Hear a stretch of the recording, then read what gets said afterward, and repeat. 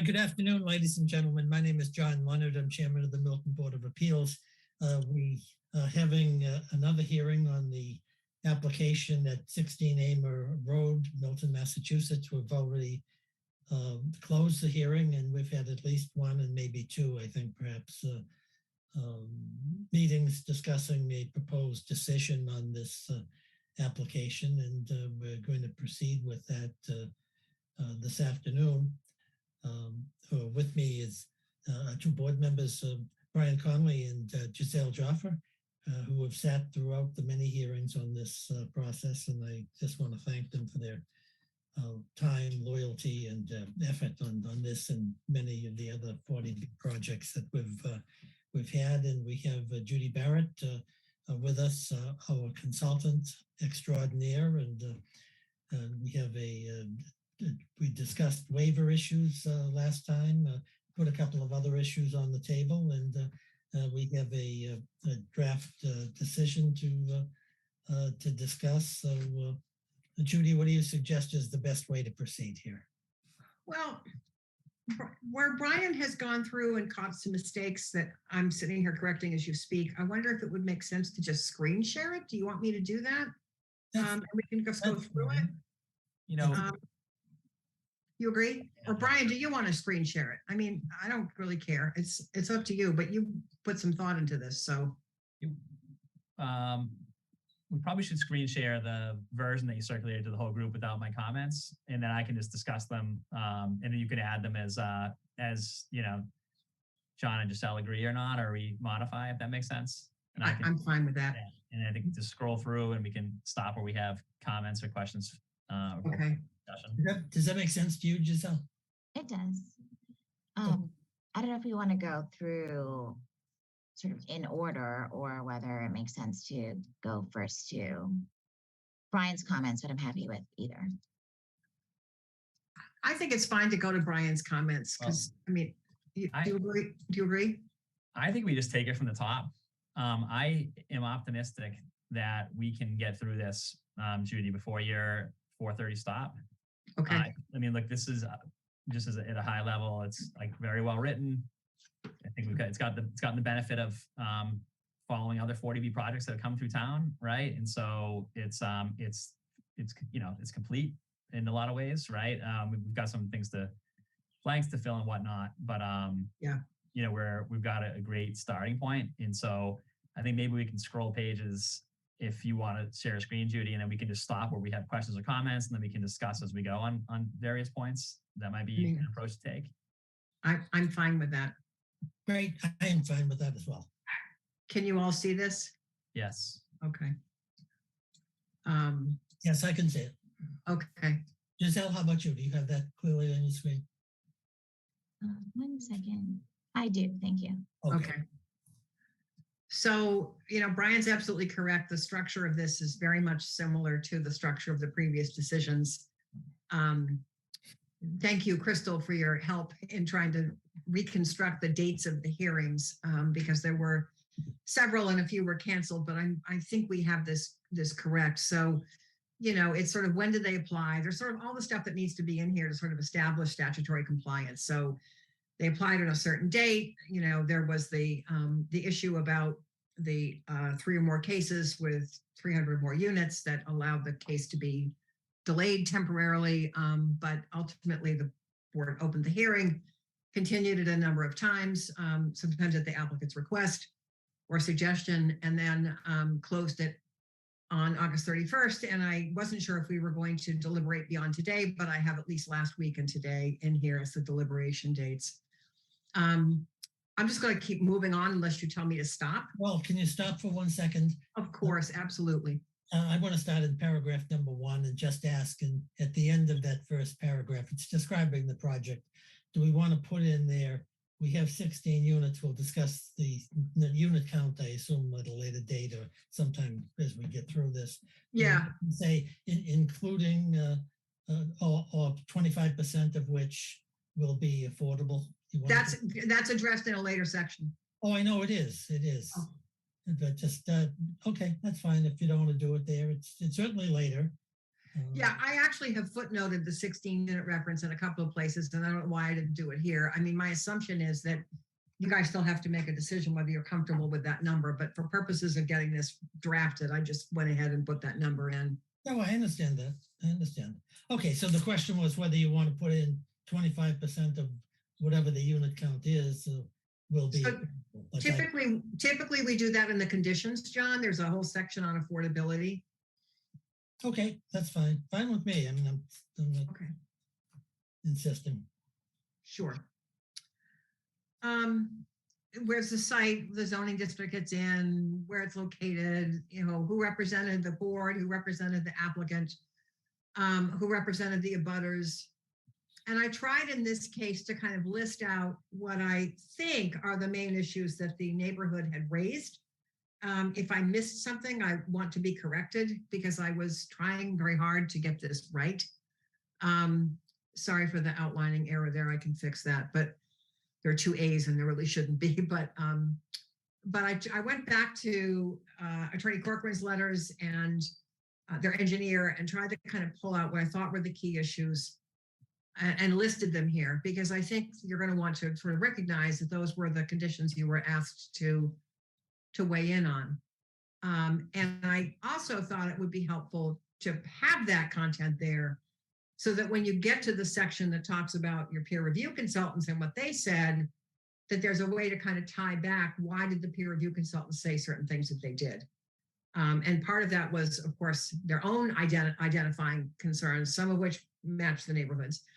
But then also they had responded to some comments that had come up in the neighborhood's representatives' testimony. So that's what I was trying to do, was just the architect said this, the civil engineer said this. It kind of ties back to, in many ways, but not entirely, the issues that the neighborhood had raised. And I just made an assumption here that obviously I got this wrong. Thank you. I had the wrong board listed here, which is really bad. So I will fix that. That was one of Brian's great catches. I tried so hard to not have any sort of obsolete content in here, but God, it's hard. So, just wrapped it up with the peer review consultant said they were okay with things, except those things that needed to be addressed in conditions, which are in the condition section.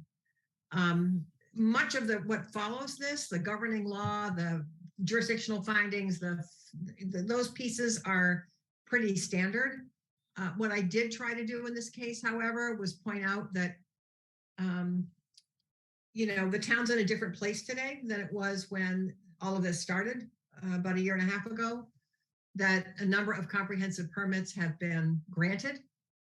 The town is at this point not relying primarily on its inclusionary zoning or planned development districts, that it has granted a number of comprehensive permits. Through no fault of yours, there are appeals involved with several of them, but nonetheless, the board has done its job. And so I was trying to kind of make that case really in the jurisdictional findings section, here on page 5, toward the top of page 5. I just did a review of, these are all the permits that have been granted by this board in a very short period of time. So the rest of this is just kind of what it is. You have a project eligibility letter. The basic statutory requirements were addressed there. Applicant's an eligible entity. The applicant has site control. The PEL establishes that the project has basic approval from a housing subsidizing agency. Those are all things you need to find because those really come right out of the statute. Fortunately, it's addressed in the project eligibility letter, so you just have to kind of recite that was there. Then there's the section on factual. I'm sorry. I guess a question I had in the jurisdictional section in 18A. Yes. We just sort of recite where we stood in March of 2020. Is that what we should hold here? I think this was, should we update that for this decision? Thank you, Brian. Thank you. Thank you. If it's available. Yeah. Yes, I will. And I'll confirm that with Tim. Great. Because I know the SHI has been updated. The great challenge you've got is you've awarded all these permits, but because they're tied up in litigation, you're going to lose those units on the SHI. Yeah. Okay. But you are correct. I need to cite back to what that was when they applied. So thank you. Let's see. When we get to the factual findings, I think this is really where I'm hoping to hear some discussion from you folks about where your heads are on this project, because you know, I'm making statements here about findings, and I don't know that that's really where your heart is on this project. But essentially, it says, you know, we're imposing conditions that we think will bring the project into balance between local needs and, excuse me, between local concerns and regional housing need. And if we have imposed some condition that makes the project uneconomic, it's because local needs were paramount. I mean, that's just basically about all I can say at this point, because I don't know what else you might want to say. But because of all the preceding text, I said the board's going to grant 16 units. And of course, as you can see, I footnoted this to say, I don't know that that's the number you want to approve. So if you want me to keep going here in the decision, you know, section, I will, or if you want to stop and talk about this number now, I think that's probably fine. I think that's probably best because it's going to so affect the rest of the decision. It is. So let's see where we are. We've had 10 days, 14 days to review our notes and to think about these matters. So Giselle, do you want to be heard first on this issue, or would you prefer that one of the other board members go first? Yeah, and I think it is where we left it on my plate. And thank you for the time to review the record and consider what was really sort of an objection from me to the 16 units. And while I'm still not sort of convinced that it is the right number, I am in agreement that there is sort of an insufficient record to argue otherwise with respect to our expert testimony. And so considering, you know, procedurally where this will go, that would be necessary to support any decision. I concur with the 16 units. And okay. I echo some of, you know, Brian's acknowledgement, Judy, of very detailed job that you did, because I did review the conditions to see if those that particularly, in my view, impacted density were included, including the fire chief's approval, parking, snow removal, and really all of those things are present and accounted for. So thank you for that. Well, thank you. It really helps when you have a nice record from the peer review consultants. It just really helps a lot. So, yeah. And they did do an excellent job of pointing those things out. So. Yeah. Brian, do you want to be heard? Yeah, no, I agree with Giselle. Like we said last week, I think it would have been a better project if it had reduced units. But I don't think our record really puts us in a position to reduce the size of the project. And, you know, I do think we as Judy said, we've got we do have, although the record on the one hand doesn't support reducing the project, it does create a very thoughtful set of conditions to improve and mitigate the project. And so I think the better approach for us is to focus on how we're limiting the project and conditioning the project to make it the best that it can be for the density that it has. Okay, thank you, Brian. I concur with Brian and Giselle. I do understand it is a dense project, but it's interesting in all of these 40B cases. More often than not, we're talking about density, design, all these issues, and rarely is it mentioned that we're really talking about affordable housing here and getting as much affordable housing in Milton as we can. And so my concern is that if we started fiddling with the density at the present time, we may find out that I believe we're talking about, bear with me, yeah, we'll have to lose some affordable units by going too low. And I think in a sense of fairness to the applicant, we really didn't stress that to stress the likelihood of a reduction in units to the extent that we could.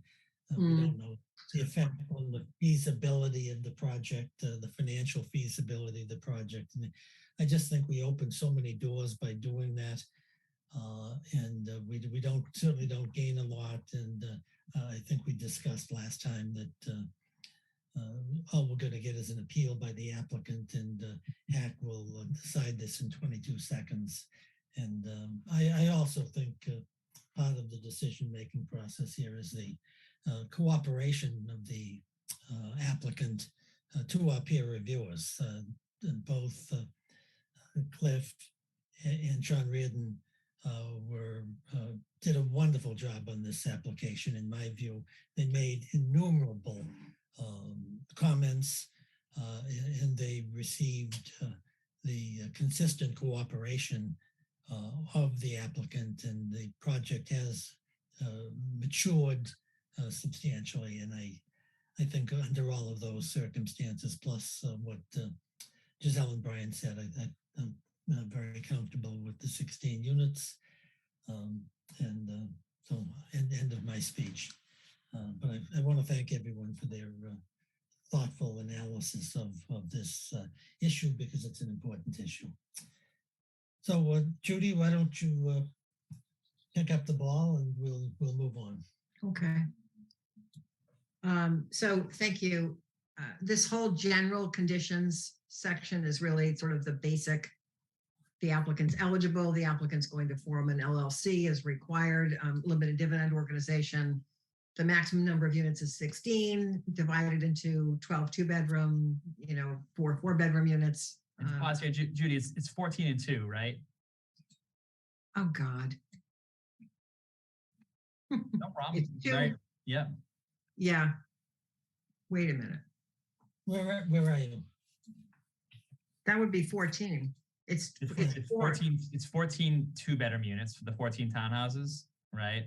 And 2 4-bedroom. I thought that there were 2 duplexes, each with 4 bedrooms. We better get this straightened out. I think it's a 7-unit building and a 5-unit building. No, right? Is that right? Do I have that wrong?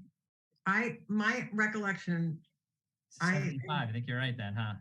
I believe it's right. 4 That's right. 4-bedroom units. Yeah. 2 per. Thank you. Yeah, sorry, that's right. I'm picturing the 2 buildings, but that's right. Yeah. Yeah. You want? Okay. Yeah, which is a very weird configuration, but it's not my project. So yeah. The units will be interspersed throughout the project. There's at least 30 parking spaces, which I believe in the record is what was said. You're not going to build anything closer to the adjoining units than you're showing on the approved plans. Judy, I'll interrupt you as we go. Just when we That's have fine. Questions or comments. Yeah. So in the condition regarding the 30 off-street parking spaces, yeah, I think we want to say, that they're going to be in accordance with the parking plan that's approved. And I believe the topics we discussed would be that there'd only be 1 parking space assigned per unit, so that there are floating spaces, right? So that that works for sort of visitors and guests and deliveries. And I believe, if I remember correctly, there's 1 parking space dedicated to deliveries. Well, that's actually a condition. It's in here somewhere. So, okay, yeah. So whether it's here or if you think it's a different place, I'd like the decision to say that there's only 1 assigned parking space per unit, right? So that the balance of the spaces are floating open spaces. Yeah. Again, the goal here is to prevent people from parking on Amor Road, right? Yes. And I think that one of the arguments is that they have, by all the engineering measures, enough spaces. But I think that's an important part of it, is that they're not set aside that way. And then also, I believe it was 1 parking space that was dedicated for deliveries. It is. So you know what I'm going to do, and I appreciate these comments. Yeah. I think I'm going to put a cross-reference in here to the section of the decision on traffic and parking safety. Yeah. Because that's where I address the designated space for deliveries. Okay. So I'll make sure that gets in here, and I appreciate those comments. Yeah. Great. I believe it's C1 section 11, because that was something I was focused on. that requires a parking, that Yeah. designated parking be assigned for deliveries. But I don't know that I saw the one space per unit. outside. I think I didn't, Giselle. I think that I did not include. So that's new, I Brian. had the designated space for deliveries in my head, Yeah. but not the one space per unit. So thank you for catching that. Shall I continue, or what would you like me to do? Yes, my next stop's at A9. A9? Yeah. Okay. And I'm just, we say that, all correspondence to us goes through the board secretary and the building inspector. Should we add the planning director as well? We can certainly, we may, I don't know that we've done that in other decisions, but it's fine. Just add him. Okay.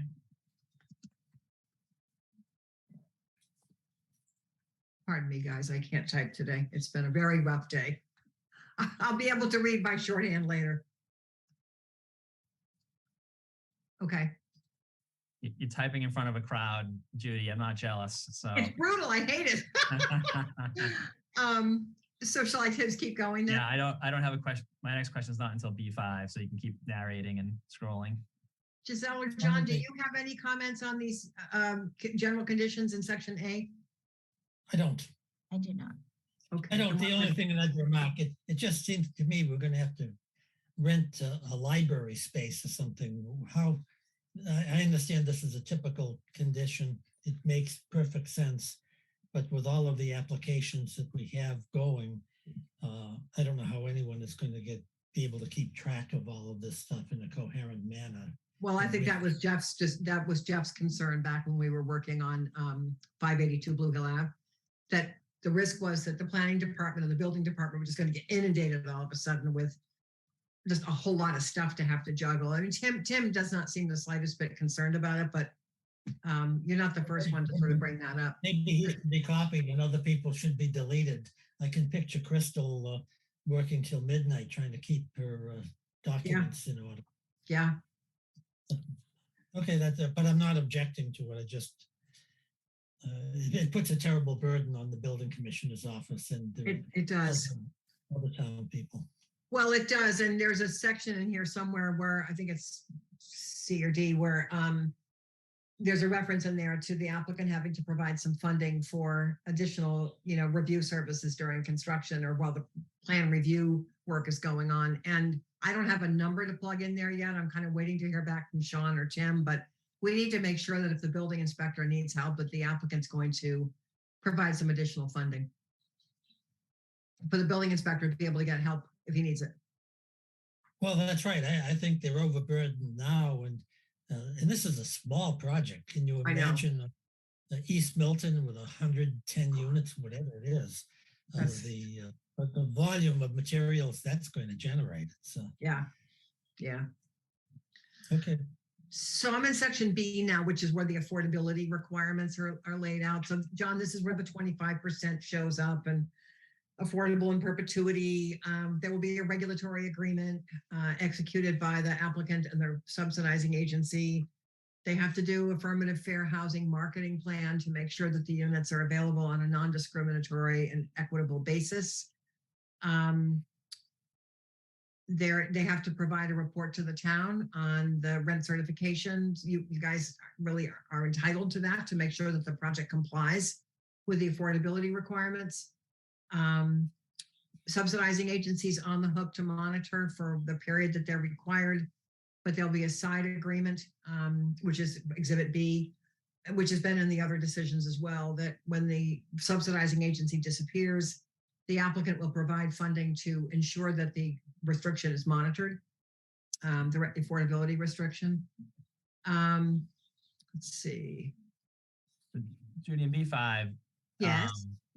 So I'm curious. So this is whether there be an additional separate regulatory agreement with the city as the counterparty, right? That's what Exhibit B is.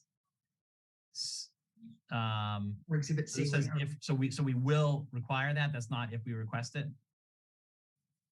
Well, it's up to the select board ultimately because they're the part. They're really. It is the way it's written right now. If you want to say it's required, that's fine. But we've written it this way with all the others. So there'll be a regulatory agreement with the state. right, which will set forth all the requirements. I guess what's on my mind, I'm curious what you advise is typical practice, but does the city want to see at the table if there are going to be modifications to the affordable housing regulatory requirements? And Well, we typically include the local regulatory agreement as an attachment to this decision. okay, so we will have a local agreement. It's not whether or not we request it. Well, the way it's worded, it's if requested by the select board, the applicant will enter into it, but the decision includes the terms of that agreement. Right. Isn't this a decision that the select board should have discretion to request it or not request it? And why should we be insisting that they do things that they haven't requested or voted on? So we have written it this way in the other decisions. It's totally up to you whether you want to make it obligatory. All I'm trying to point out is that the text, the text of the agreement is part of this decision. So the applicant is on notice what they're going to be required to do when the subsidizing agency disappears.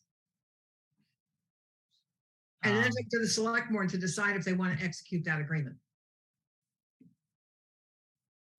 Okay, so the regulatory agreement is the agreement that imposes on the developer the requirements to maintain affordability. That's correct. And how they go about doing that, right? That's correct. And so municipalities will often have their own agreement, or they'll be a party to that agreement, right? So that they'll ensure that They're not a party to it. they'll have a separate affordable housing agreement then, right?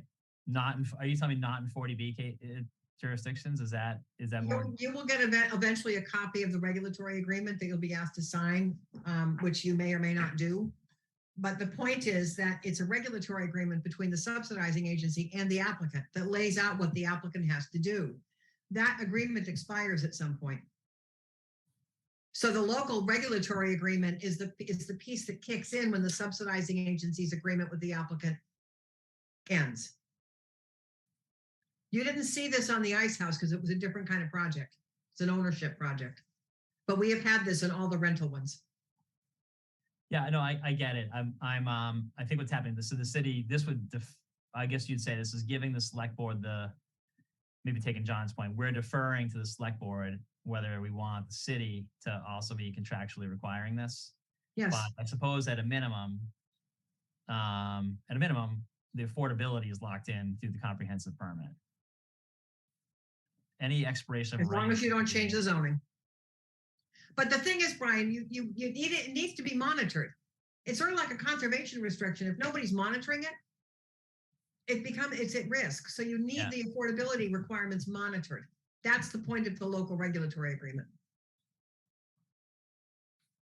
Then I'm just looking at the agreement itself, and it seems to rely on like state level definitions. Mm-hmm.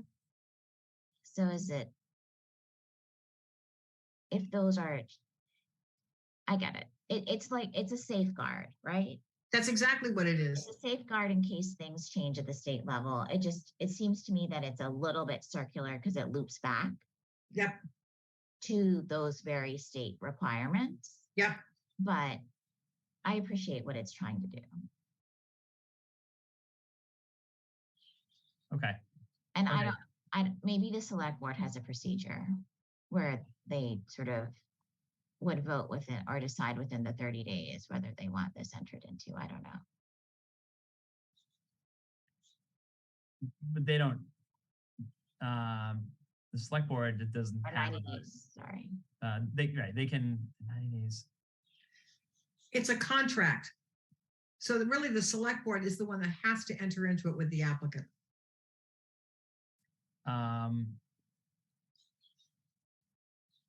So the town would lose its right to require this if it doesn't choose to within 90 days of the CO?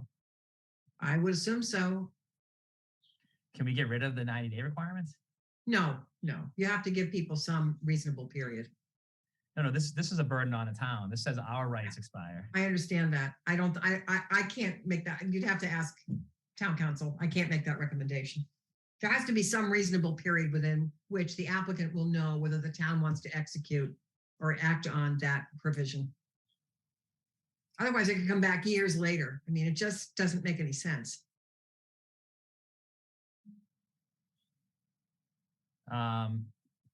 Okay, and this is the approach the town has taken on its other 40B decisions? Yes, yes. Okay. Okay, good enough then. Okay. And Maybe- Judy, just I'm just interested in procedurally, right? Yeah. We don't want them to miss those 90 days. Right. So should we require that the applicant, like, I don't know. To notify the Notify. select board? Mhm. Yes. I have no problem making that modification to this. Judy, what has the select board done on the other applications? Well, nothing yet because there's no certificate of occupancy on the others. It's developed. Okay, they've all Right. appealed. They're all in appeal. Yeah, I think that's a good suggestion. Just so has, the select board's gonna be busy. They're not gonna be monitoring the timing of the issuance of the CO for the project, right?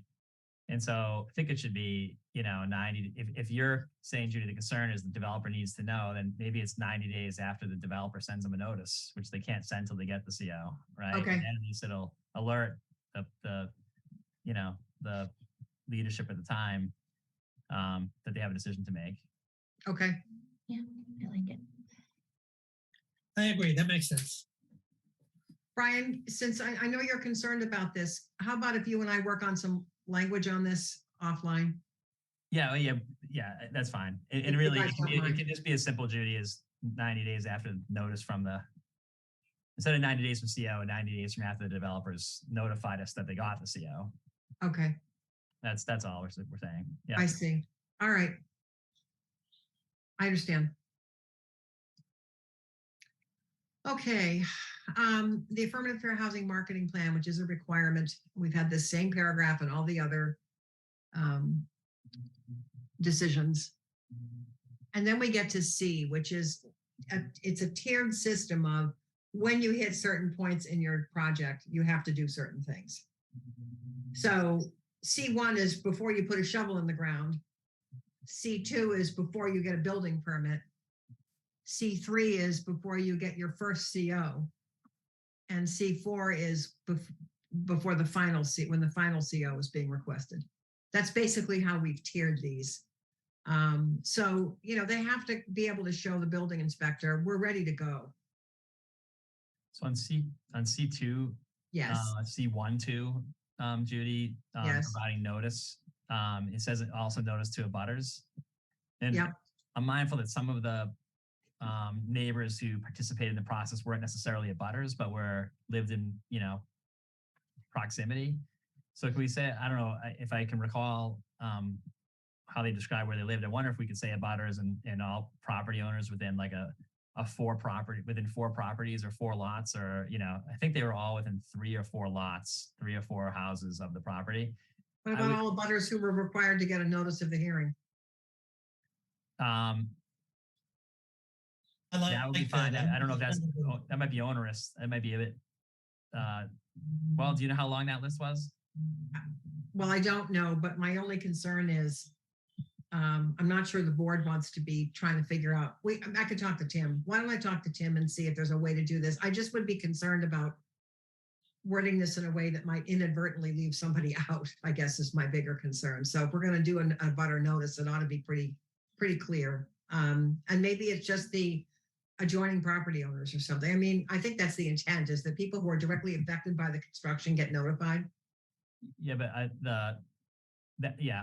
that's right. But I believe one of the neighbors who participated lives across the street diagonally. So that's not in a butter. But I would, we had thoughtful feedback from these neighbors. So at least this is where we say we're going to let people know work starting in a week. Yeah. Right. Just so people aren't surprised when the trucks show up. So I just think we should be broader than the abutters, so that everyone who's really was a stakeholder here will at least get a letter to say, hey, the work's starting, right? Well, I'm using the term abutter the way it's used in the zoning act. So to me, it's not just next door neighbors, it's anybody within 300 feet of the, an abutter and within 300 feet of the abutters. So that's why it may seem onerous, but they have to do the notice to them for the hearing. If we're going to say all abutters within 300 feet of the property, I think that would, to my mind, catch everyone who I recall commenting on this. at our meetings. I know we also have the community contacts condition Yeah, that might contemplate a project website. So I don't know, that allows for broader notice to interested people too. So maybe we can include notice on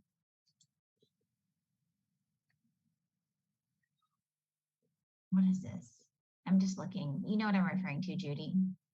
no, On-site contacts to address neighborhood community concerns during construction and procedures for regular outreach coordination with the neighborhood. Example, a project website. where are you? It Just, says, sorry, D, it's all the way at D14 on page 16. And it's a contemplated part of the construction management plan. uh-huh. Do you want to just cross-reference that then? I think so. Like they notify abutters and also, send it out on whatever community contact I think that's fine. system that they set up. Sure. Let me just get back to where I was.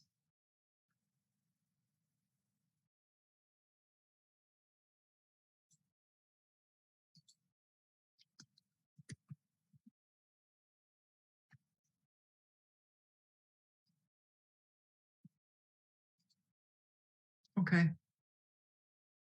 So as you'll see here, I have these two yellow highlighted areas, and that's where I Judy, need. just before you get there, on 3, I also had comments. This is about minimizing damage and destruction to the trees. Yeah, And I think we had, the applicant, I think, was very thoughtful and responsive to our, repeated sort of line of questions and concerns on that. But I do want to maybe add some more detail to this condition.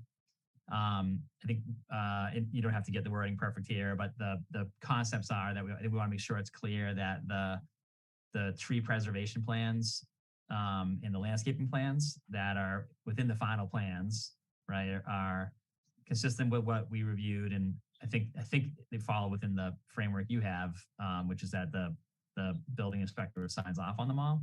mm-hmm. But that they'll clarify which are the trees that are being preserved, because I think that was part of the commitments we had for the public process. Mm-hmm. I think Tim maybe the planning director would be in best position to verify that. Yeah, And then mistakes can happen, right? So I'd like to require that there be a meeting on site that before any tree removal happens, that includes whichever contractor is going to handle tree removal, yeah, and the applicant and the planning director and the building inspector, where they should just be an on-site meeting where they all review the plan and agree and confirm what the plans say. mm-hmm. We don't want any trees taken down accidentally or for lack of someone being made aware what the requirements were. Okay. Does that work, John, and just all for you? Yeah, I like that idea. Yeah, that's great. Thank you. Every time I get to work on one of these decisions with you guys, I learn something more. So this is really helpful to me.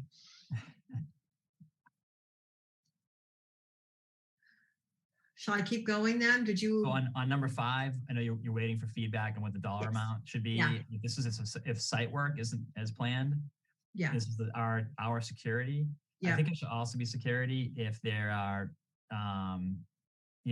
trees taken down in violation of the plan, or landscaping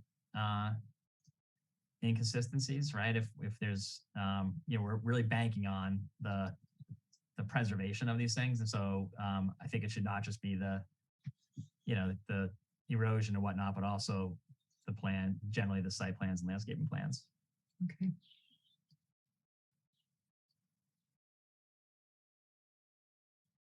Take us backwards. I apologize.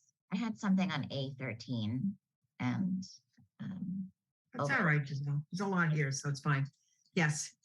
so in part I'm hoping John and Brian might be able to refresh my recollection, but I thought that there was no on-site snow storage because there wasn't enough space. I thought they were allowed, based on Sean's last letter, to store some small amount within consistent with the, the snow management plan, but they had to immediately move off, get snow out of there if there was not enough room to accommodate snowfall. That's what I thought he said. I'll double check his letter. That would be great if you would. I can do Because that. I may have misread it, Giselle, but that's what I think he said. Okay. Yeah, I thought there was an area identified for snow I storage. see. Okay. It's small. It's just Like really a small. a portion of the open space area, I think. Right, If I recall right. correctly. I see. And if it's, I think the idea was if it turns out that's not enough space, then they have an obligation to remove the snow and dispose of it offsite. Right. I guess even if let's assume that's the case, I'll double check right now. I just wonder if there should be a regular system for removing snow, because it just seems likely that that will be necessary. So one of the things they have to submit with the final plans is a snow management and removal plan. Right. I think it should be more than just this, right? Like if we have overflow, we need to get someone on the phone and call them up, right? Like I think there should be something in place in anticipation.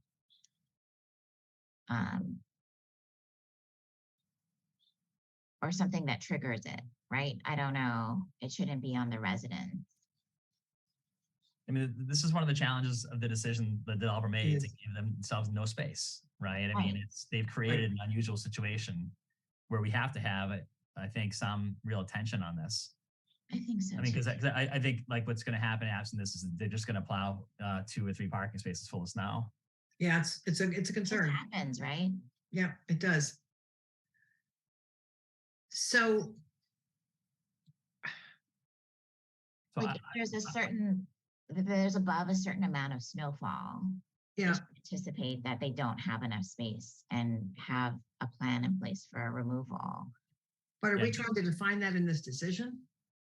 No, not the exact amounts, but just sort of the detail of what their plan should include. Oh, the snow management plan. Yes. Got it. So management plan to include details for snow removal in the event of snowfall in excess of, or excess of the capacity in the area Right. designated, right?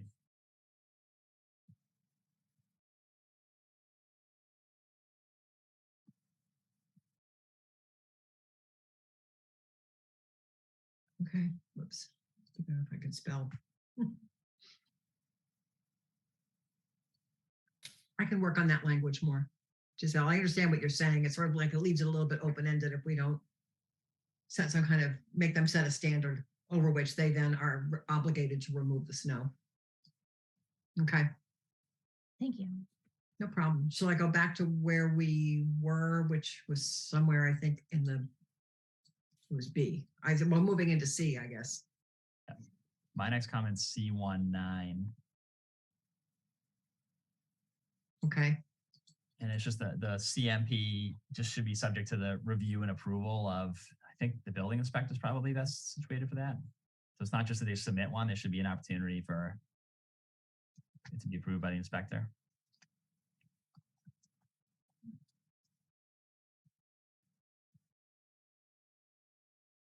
okay.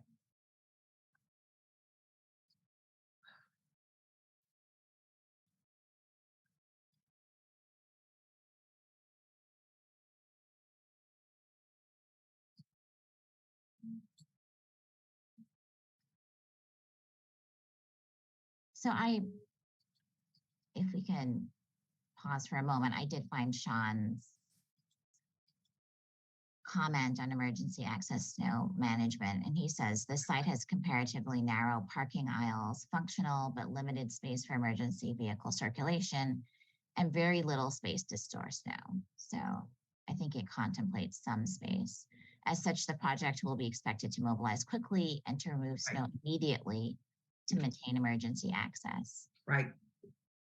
So that maybe that language too, right, to just maintain emergency access. under no circumstances should snow be stored or allowed to accumulate inside curb lines, as nearly all that space is required for emergency access and parking. So maybe if we can use just some of that language here, you know what I'll do? I'll copy it and put it into the chat.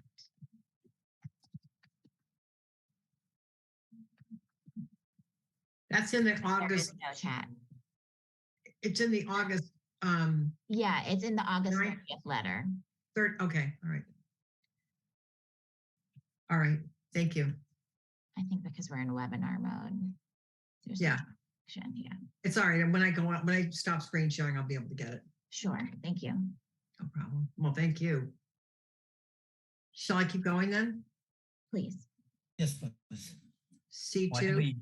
Yeah. Judy, do we need to dispose or address it, all of your footnotes as we go along? Are these were like questions for us? Or these Well, are- I mean, I was trying in part to kind of preserve here to remind the board that there were these concerns that neighbors had that, I didn't know if you wanted to try to address in some way beyond, what the applicant said. I mean, I happen to have a real thing about 40B developments that don't provide play space for kids. I think it's cynical. No disrespect to the applicant or to their attorney, but I see this all the time. There's not going to be many kids, and then you have 4-bedroom units. So I just didn't know if you wanted to say anything more in terms of the landscaping plan, whether you wanted to say something more about play space, or if you're pretty much settled that what they're designating on the plan is really what they can do. So, right. So big picture, the process is we have a set of conceptual plans. Yeah. That we have approved. And now some of them are complete, but most are not. And most have to be taken to another level of design and detail. And here we defer to, in this case, the building inspector, right? So what we're saying ultimately is before you get a building permit, you've got to provide further detail that satisfies the building inspector, right? Right. And so I think what you propose here is we say, for the building inspector to approve the final landscape and lighting plan, it has to have, the dark sky friendly lighting. And it has to propose something for a play area, such as play equipment to be provided for children. So I think this is good. This is guidance, right? I think it gives some flexibility for the applicant and also some direction to the building inspector about what the board was expecting. So that works for me. Okay. I mean, it's really hard when you're a kid living in a mixed income development to just walk down the street and play in somebody's yard. And I think that we have an obligation, if we're going to make these places appropriate and good places for families, that we accommodate the kids who are going to live there.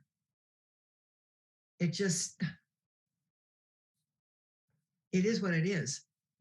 These are not single family lots where everybody's going to have play equipment in their backyard. I agree, right? And I think we're expressing that we don't just want a fire pit and Adirondack chairs in the Right. Right? So I agree with this. Something more than a picnic table, folks. I mean, And hammocks. yeah. Yes, right. That's awful. Causing trouble, Giselle. So shall I keep going then? Yes. So, Yes.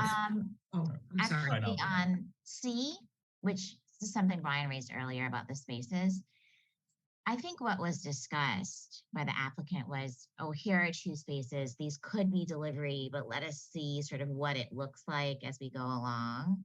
I'm just wondering if we can say at least 1 space.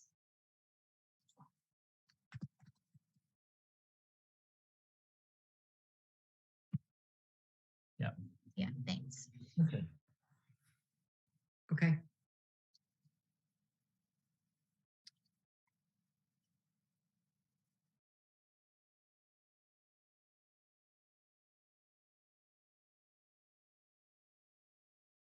Should tree protection plan be tree preservation and protection plan? Yes.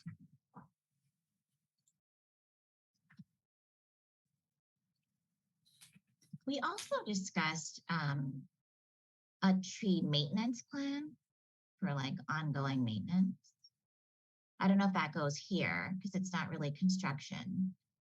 Yeah, you know what, Giselle, I'm going to try to remember that you brought this up because I think I did address that somewhere in here. If I Okay. didn't, we should. We should. I mean, absolutely. If a tree dies the first year you plant it or something, they ought to be replacing it. There's something in here, Judy. I think it talks about 6 months. If plantings die, they have to be replaced in 6 months. It's later in here. And Okay. I thought 6 months was a long time to be having dead plants around or dead trees. So what, That is in here. okay. Well, maybe when we get to that, then if you have a sense of what would be a more appropriate period, I'm fine with that. Yeah. And my thought was also a little broader, just in terms of, landscaping, servicing of plants, prompted by my having seen dead plants at new developments all summer. There wasn't a lot of rain. So back at final landscape and lighting plan, should we address that in here, including a plan for Maintenance. landscaping maintenance? Yeah. Yes. I think the more places we put stuff, the better.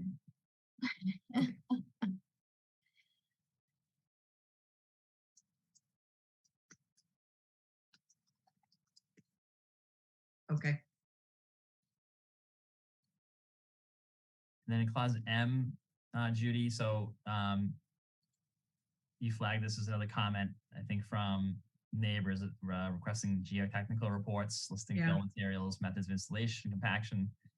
And I don't recall that we got advice from Sean whether that was necessary. I don't think he recommended it. And I don't know the cost implication of it, and I don't know the necessity of it.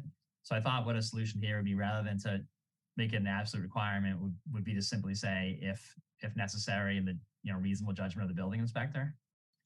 And if our building inspector feels like it's appropriate to make sure the buildings are on proper foundations, then that's good for the building inspector to have that authority. But if the building inspector thinks it's not necessary, then I don't want to impose it on the applicant. That's fair. Yep. I really was trying not to just ignore. No, I'm the glad. neighborhood's letters. We asked you to do this, right? So to take these all into account. So thank you. So then we get to C2, which is the building permit. And this is sort of where they ought to be able to document that they're ready to go in terms of the regulatory agreement and so forth, that from a compliance point of view, they're ready to go. The comp permit's been recorded. DPW director says, yeah, there's enough water and sewer capacity, water in particular capacity to serve the site. Any other permits required, they've got them. Final sort of construction level plans, depending upon whether there's any comments on the plan submitted under C1. And on that Right, one, yeah. Judy, number 6, that second sentence, it says the final plans shall incorporate all conditions and requirements of permitting agencies having jurisdiction. Yep. I think it should say, and also all the commitments made by the applicant through the peer review correspondence process in the public hearing.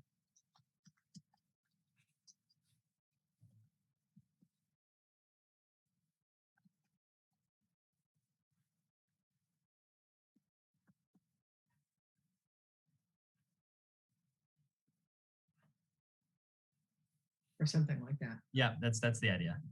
That's important. Thanks, Brian.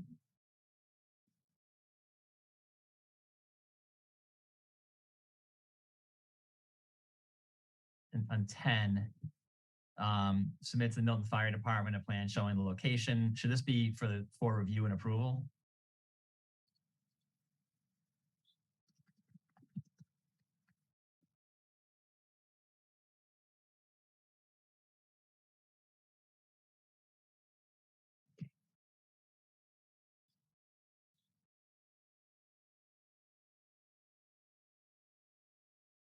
Keep going. Yep. Okay. So this is really the first CO.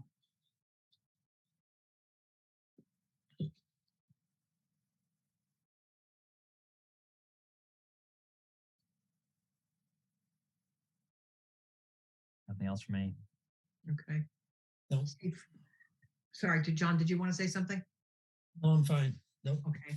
And then C4 is the final CO. Yep. Yep. Patrice, starting in D, Mhm.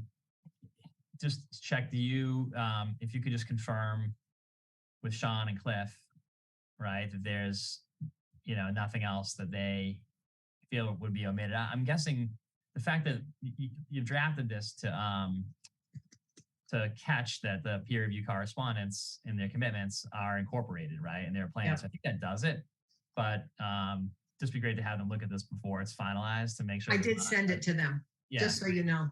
Okay. Yeah. Great. I'm going to follow up, especially with Sean. Okay.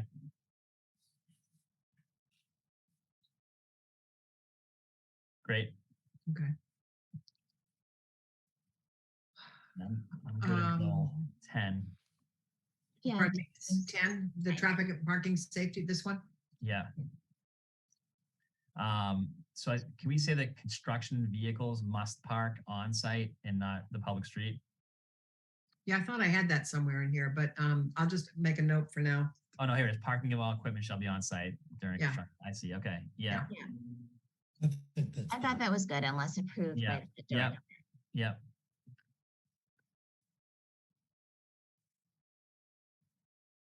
Keep going. Yep. Which, I mean, I'll just comment, seems to me Sure. like it would be challenging. But I don't know. I guess it depends on how they'd have to sort of stage the construction in such a way. Yeah. But I think it's necessary for the neighborhood. But I also believe that it will be challenging. So it needs to be carefully planned, is my point. Yeah, I mean, I think it will be challenging, but they're given the road situation up there, the streets, Yes. the width of the streets, the density of development, not this project, but just the density of the neighborhoods in that part of town. I don't think you want construction vehicles all over the street. If I were a mom or a dad with kids up there, I'd be pretty upset. Agreed. So I go to D3 next. Sure. So this is the new tree plantings be a minimum of 3-inch caliper. So Judy, if I recall, this is the late comment we got from the planning board. Yes, it is. So I guess my problem here is we got this after, we had with consent of the applicant the right to take this after we closed the public hearing. Mm-hmm. But we didn't have an opportunity for either the applicant to give us feedback on this request Okay. or for our own peer reviewer to validate it. True. And I don't know what the cost implication. I'm not really in a position to say what the right answer is here. So, but it's I don't know that we're in a great position to impose a new condition that we haven't had any substantive advice on. But I think the framework we have here, right? There are all these final plans that have to come back, right? And everything has to get approved by the building inspector.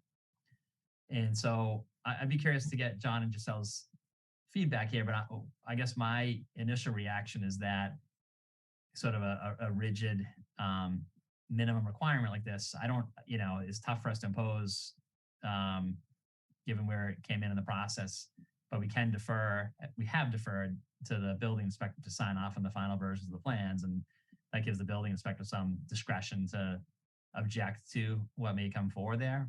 So I'd be inclined not to include this condition and rely on the plan approval process we have. Right. I mean, there was detailed presentation on the plan. Right. And Plantings. I don't know if they fit within this or not.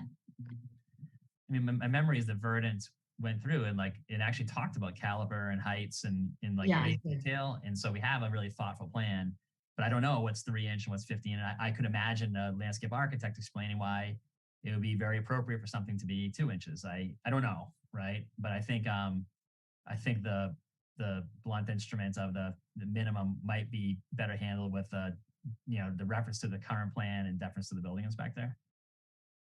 Okay. Comfortable with that. I'm curious, where did the standard come from, Judy? It was in the planning board the planning board's comments. And I assumed, perhaps incorrectly, that this is the kind of condition they would typically impose on a special permit. So Got it. I thought that there might be, some existing history on this, but it's your permit, and so I'm trying to kind of. Yeah, no, I mean, it may actually be. I just don't. I mean, that would have been helpful to know. Like, if we had learned that all projects in Milton and the planning board have successfully imposed this condition, like that would have made me more comfortable imposing it here. Yeah. But I don't know have that. Yeah, Yeah, I just don't know. Right. So, I mean, I actually, I'm not saying this is a bad condition. It might be a great policy. I don't know, but I do know there was a very thoughtful plan that was proposed Yeah. that our peer reviewers liked. And I think having some deference to the building inspector can help, and help confirm that. Okay. Yeah, I agree with Brian and Giselle. Okay. Anything else on this page or under D?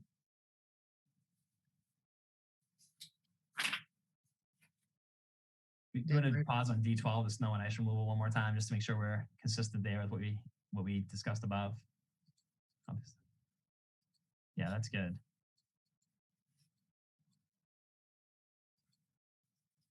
I think actually maybe we need to, so that public safety, and I think is pedestrian access covered here. Snow and ice, so not to impede roadway, parking areas, Pedestrian ways. Public safety access, is that, maybe that's covered by sight lines? Roadway, okay. Great. Okay. This is good. Okay.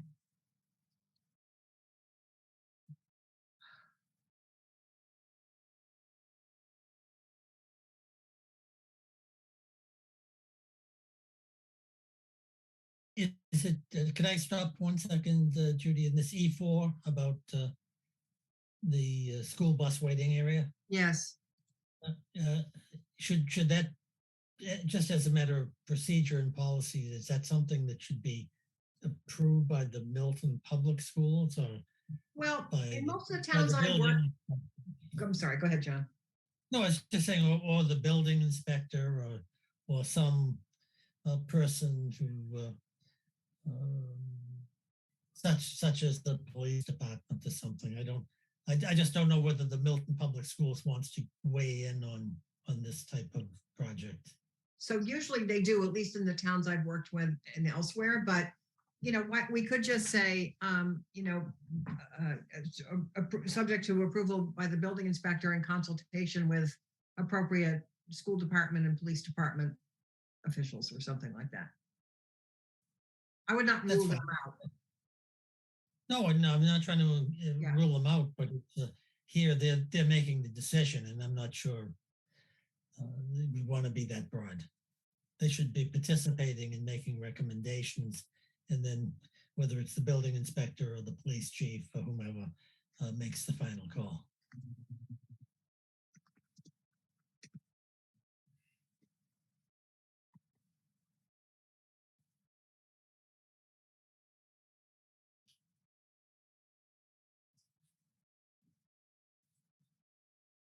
Does that language work for you? What I just added? For me, is it consistent with what you put in other decisions of the? Well, typically, I think I've said the Milton Public Schools, to be honest with you. So I'm just so used to school departments kind of doing a look at, is it a safe place for a school bus to stop? So I think that's the way I've worded it, but I can go back and check, John. Well, I wouldn't do it. This is fine. The building inspector, that's fine. Okay.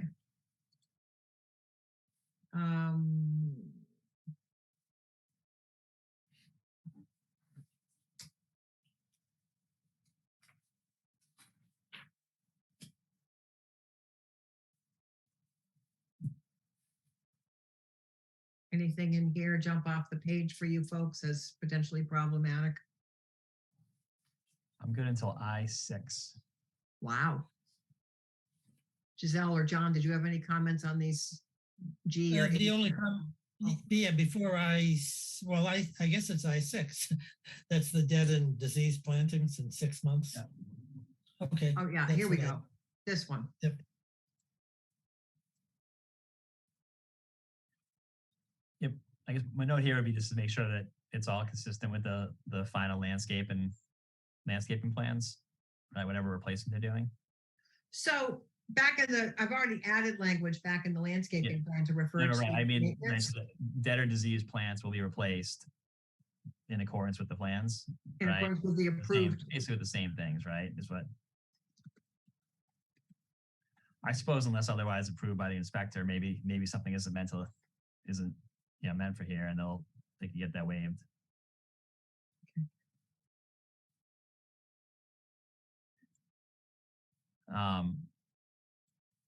And I guess I'm just curious on, is I-7 a carryover?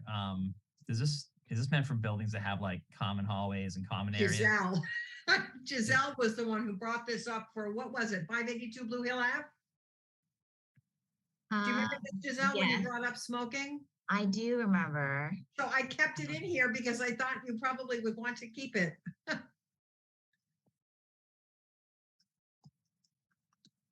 I mean, it's go ahead. sort of a pet peeve of mine, and I do believe it was also supported by some public health expert opinion in that particular session. Okay. Yeah, I mean, if it's an appropriate condition, Judy, for us to impose here, I support it. I thought it was great that she brought it up. Yeah, I agree. Great. Also arising from a personal experience living in a rental building where I learned that really it is sort of a landlord by landlord decision on interior smoking. So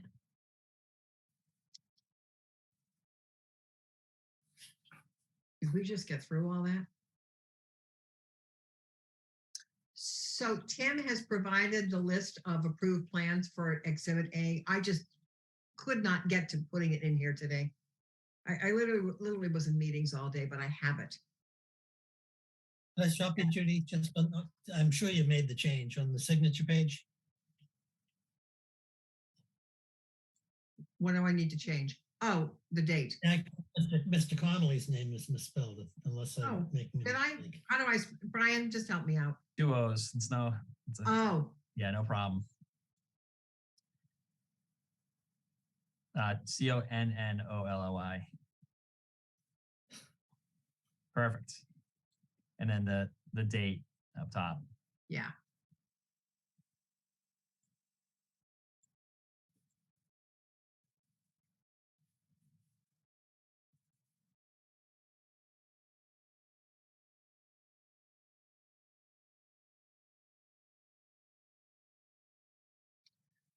So I'll add I'll obviously make the changes that you had requested here. And thank you for the corrections. I can add the list of plans from Tim.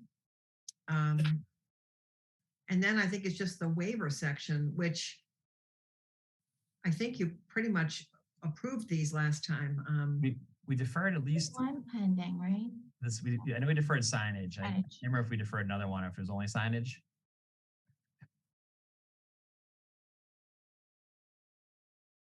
Oh, deferred to. To discuss further. Okay, right. Thank you. Right. So, right. I think our choices here are to say the zoning. I noticed you included a signage plan. Yeah. So I think one approach we have is to defer to the signage plan that's going to be approved by the building inspector and let the building inspector decide what's appropriate signage. I think that's what the applicant's requesting, right? I'm trying to think of what signage there might be here at all, right? Are these going to be some named identification sign and lighting on it? Yeah. Because I think there's a bias against signage in residential neighborhoods. And I'm I'm wondering whether we really need to allow signage, or for a property like this. I don't know. I guess I'd be curious what Giselle and John think about that.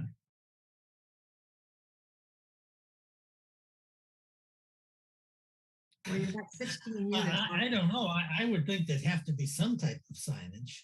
I would too. You know, as to where the property is, but Brian's right in the sense that too much signage would look ridiculous. The other thing is the nature of the signage. I thought we had either a signage bylaw or a signage committee that kind of reviewed signs. I know at the hospice facility there at the corner. Yeah. Yeah, that they had some signage issues, and I think they met with the signage committee and came up with something that was acceptable. So I don't know whether we ousting them of jurisdiction by talking about the amount of signage or where the signage should be and all of that. Well, they lose jurisdiction because you are the permitting authority. So Right. I think what the applicant's saying here is we're going to put signage on the building because it's required buildings. There'll be a project identification sign and then, appropriate traffic signage interior to the development, which I kind of think you need to let them do if you're going to put these requirements on them around parking and so But forth. I think traffic signage is right. I'm more thinking like, the apartment buildings, they all have a name, right? Maybe They they'll call will. this one. Maybe they'll call this one the Leonard, right? And they'll have a big sign out on the street. You know how they'll have like a granite sign with uplighting, right? Well, that's what they're saying. They want to have a monument sign illuminated. Illuminated monument sign at the end. Yeah, it's there. Yeah. You're right. Okay. An illuminated. I just wish we'd seen it. I guess I wish we had feedback from the neighbors if they cared about it. Yeah. Because I think it might be the case, and I'm not sure that it's prohibited in residential neighborhoods. So there's not even a path for them to get it at all if we don't waive the zoning requirement. Mm-hmm. So I mean, yeah, I guess on the one hand, you'd say, of course, what do I care if a generally speaking, a project this would have some sign with its name, with a welcome sign. But it's across from single family homes. So are we? I don't know. We protect that. So I'm sort of I guess I'm still sort of open-minded on it, and we could. I suppose we are deciding whether if there's going to be a sign at all, then we need to approve this waiver and defer to the building inspector for it to be tasteful. Yeah. Or are we saying no sign at all? Right. Do you defer to the building inspector or you defer to the town planner, Tim Sisinski? I mean, he probably knows more about signs than most people. So maybe that's the right approach then. Rather, it would be, maybe it's too harsh for us to outright reject it, the signage, but maybe we can, Judy, you can later just weave in a condition above that says a signage plan is subject to the, review and approval of the planning director.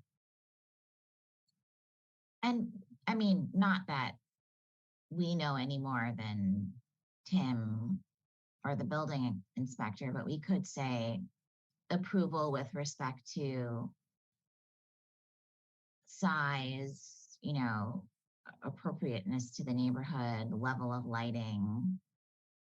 I mean, I do think it could be a big deal. I'm sure that given the applicant's attention to detail, it will be done tastefully. I don't have an actual concern about it, but I think it's important to have these things memorialized. So maybe just some aspects that had we discussed it, we would have considered. Like size, position, overall design, level of lighting. Yeah, I mean, or whether to allow lighting at all. Yeah. Right. I mean, I think part of the argument here is that depending on your context and how far you zoom out, this density is more or less in line, right? Depending on which way you're looking with the density of the larger neighborhood. But an uplit signage might feel more commercial. Yeah. True. Anyway, I talking this out here. I think I'm okay approving the waiver with deference to the building inspector or the planning director, whoever we think's the more appropriate professional. Do you want to disapprove illumination? If we did not grant the waiver, what would happen? Would they have to go to the typical sign committee? No, because it's a 40B. So No, they would. I think they need to go get a variance from the zoning board from us. They would come back to you for a modification to the comprehensive permit. Because they're not allowed to put a sign up at all. Right, they don't have to go for a variance or anything else. They would come back for a modification of the comp permit. And then you'd be going through this all over again. And we'd be talking with Jim, asking him for his opinions on. Yeah, it's what true, design. true, true. Why don't we just put him in the position of calling the shots in his discretion? If you're concerned about, intrusion on the neighborhood, why not just remove the reference to illumination? And if they want to have a lighted sign, they can come back and request a modification of their permit.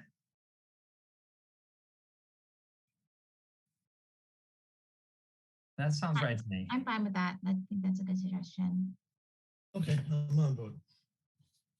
So we are, I think we're straight up approving the waiver, Judy. Except the illumination. I think we're straight up. What does it say? A project which will be lit. Illuminated monument sign. I'm saying, why don't you just in non-illuminated. Non-illuminated. Sign. Yep. That's right.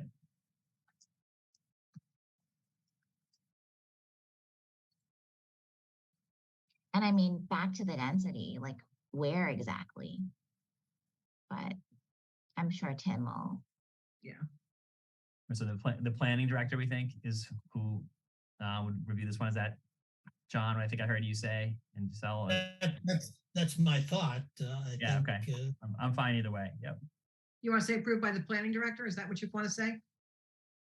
Why not just That's say what I would say. Yes. how about both? How about approved by the building inspector in consultation with the planning director? That's fine with me. Brian, you're looking a little bit. Yeah, No. that's fine. Yep. Okay. Great.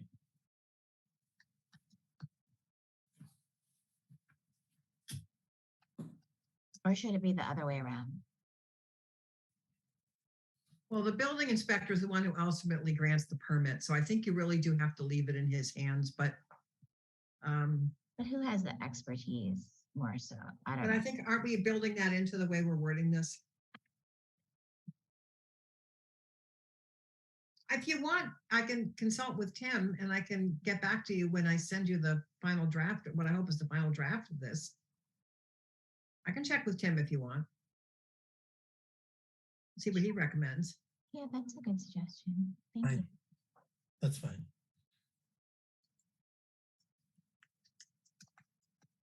Okay. Anything else in here that I am not remembering? Oh, defer. Oh, this was the dimensional regulations because you had not yet determined whether you were going to grant the 16 units. Right. So I think we are approving now. Yep.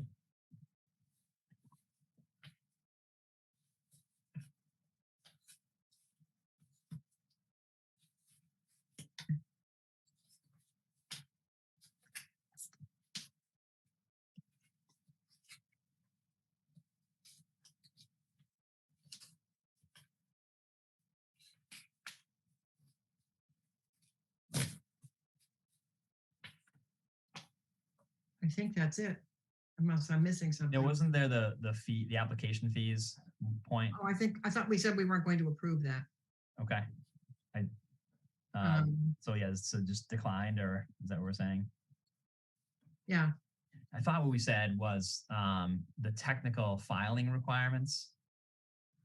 I think the first, maybe our point was the first part was acceptable, but the second part wasn't. We're not, to the extent whatever filing requirements we had weren't adhered to in this process. We're okay with that because we've had a thorough review process. I think it was just the waiver of fees that we were not waiving. Okay.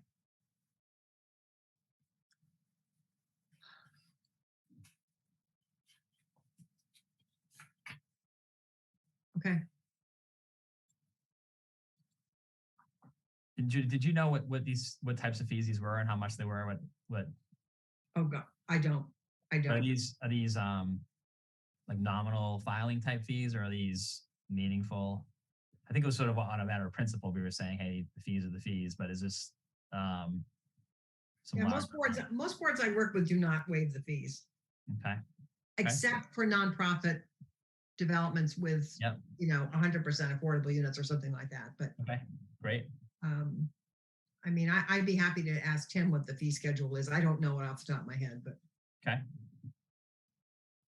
some towns will waive fees for affordable units, but not for Yeah. the whole project.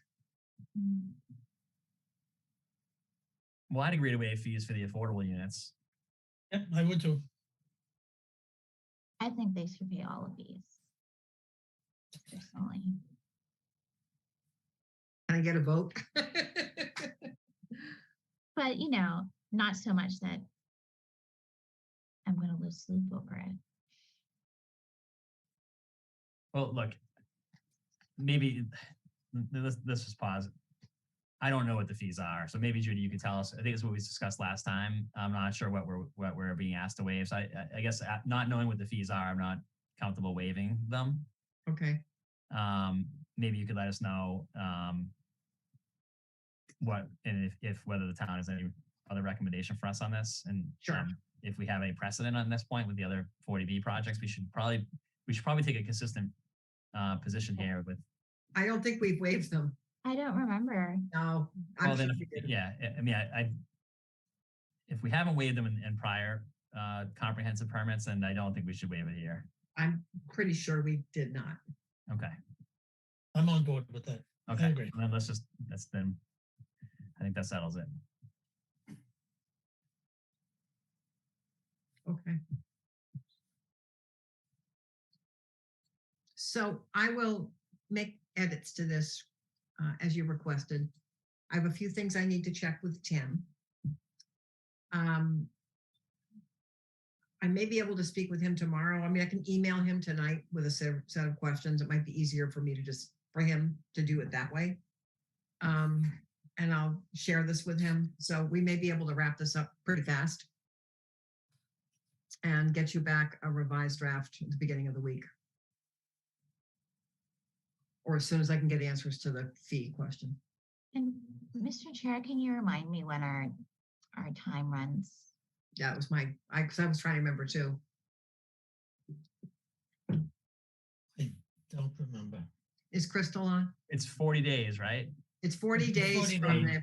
From the Yeah. 31st, It's 40 days from the close of the public hearing. which was August 31st. Yeah. Okay.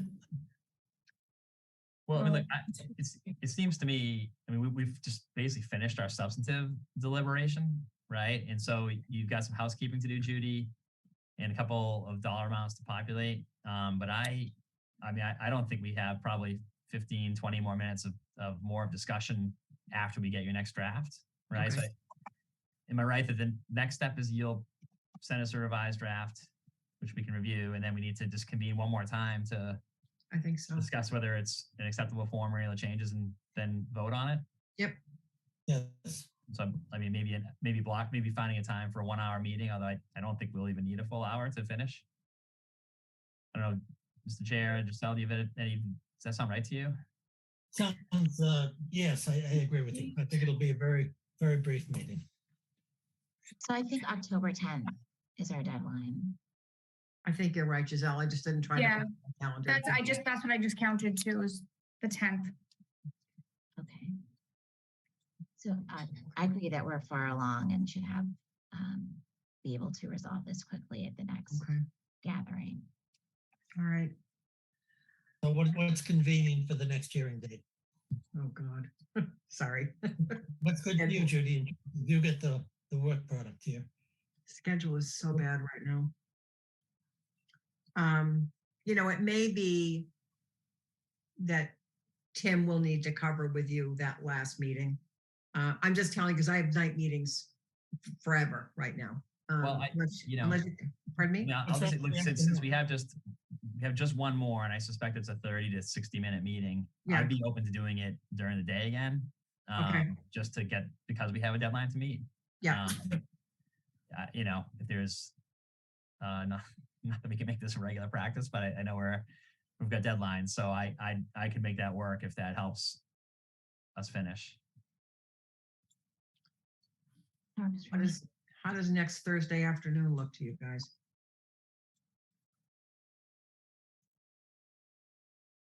Next Thursday and Friday, I can't do. What about Wednesday? Wednesday afternoon from 2 to 5:30 or 6, I'm open. I can't do it either. Friday afternoon, I'm open. On the 30th, I'm totally open. Giselle, your schedule must be worse than mine. It's only that I have, I'm traveling to New York and I have 2 all-day meetings, Thursday, I Friday. see. So Wednesday, Thursday, Friday, but Monday or Tuesday of next week I could do, which I know doesn't give you much turnaround time. Well, it doesn't, especially if I can't get Tim tomorrow until early next week. I don't know what Tim's schedule is, so I don't want to speak for him. The next week is pretty open for The week me. of October 3rd. Yes. Yeah, so I'm looking at that now. The 20, excuse me. Stop, Judy. The 4th, or actually the 3rd, October 3rd, I've got time open in the afternoon. I could do Brian, between would that work 1 for and you? 3. I would be open before 3:30. Okay. Well, how about if we say 2 o'clock on Monday, the 3rd? John, can you do that? Works for me. Pardon me? Yes, it works for me. That's Okay, fine. so 2 o'clock on the 3rd. yes. Okay. So Crystal, if you're going to send a calendar invite out, I'm not going to clutter my calendar because I end up with like multiple entries and I think, what the heck am I doing? But Okay. that's fine. Okay. All right. Thank you all. And Judy, can you remind me? I know you have to go in a minute. Sorry. By the 10th, we have to have a signed copy of the decision It should be filed with the town clerk by the filed time. with the town. Yeah. Okay, so that should give us plenty of time. Yeah, you should be fine.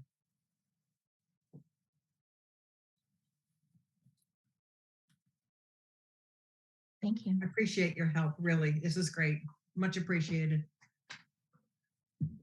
All righty then. Crystal, right. thanks a lot. Appreciate all your help, and Thanks, we'll Crystal.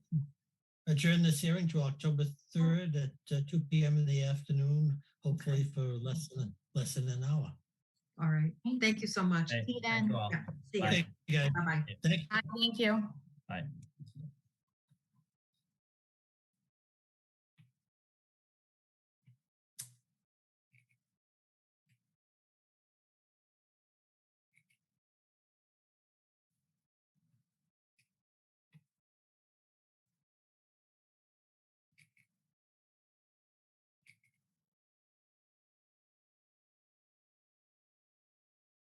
Recording stopped.